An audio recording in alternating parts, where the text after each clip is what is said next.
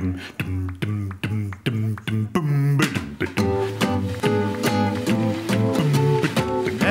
seen the sky so blue. Birds are singing, I got nothing to do. Hey, hey, hey, hey. It's just a sunny day. Bonjour et bienvenue dans le département de l'Ain, dans le village de Bagé-la-Ville, à 20 km à l'ouest de Bourg-en-Bresse, sur la fameuse route touristique de la Bresse. Je vous invite chez nous, dans le gîte de la ferme de Montépin, qui fait partie du réseau des gîtes de France. On va s'intéresser aujourd'hui à ce type d'hébergement qui rencontre de plus en plus d'adeptes, car on constate que les vacanciers sont sensibles à du tourisme qui a du sens. Donc nous proposons à nos hôtes, le temps de leur séjour, de partager avec eux le plaisir de la vie à la campagne, en l'occurrence sur notre ferme. On va donc poursuivre la visite. Bienvenue chez nous.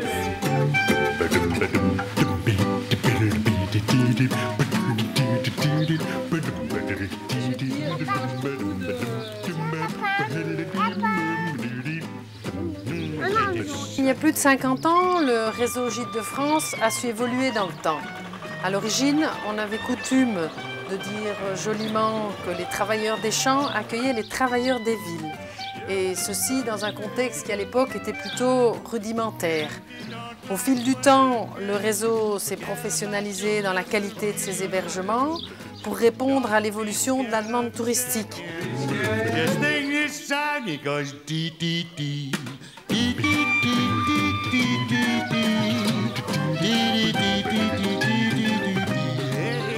Dans l'Ain, vous trouverez des gîtes avec le label Tourisme et Handicap, dans lesquels, entre autres, les personnes à mobilité réduite pourront profiter de leurs vacances en parfaite autonomie.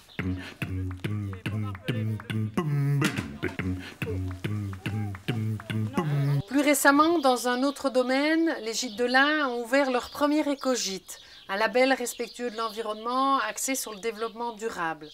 On s'est donc posé la question entre professionnels, comment concilier tourisme et développement durable.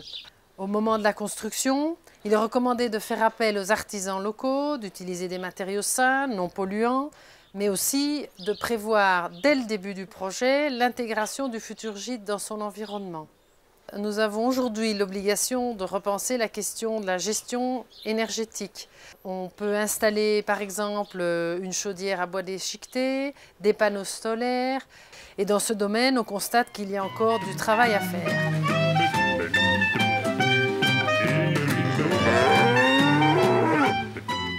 Vous l'aurez compris, décider de passer ses vacances en gîte, c'est choisir de partager avec l'habitant un peu de son univers, un peu de son histoire et aussi un petit peu de sa philosophie de vie.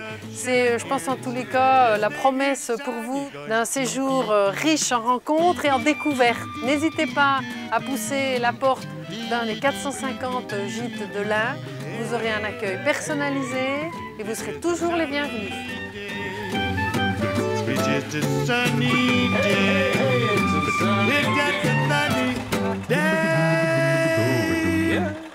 Yes, it is.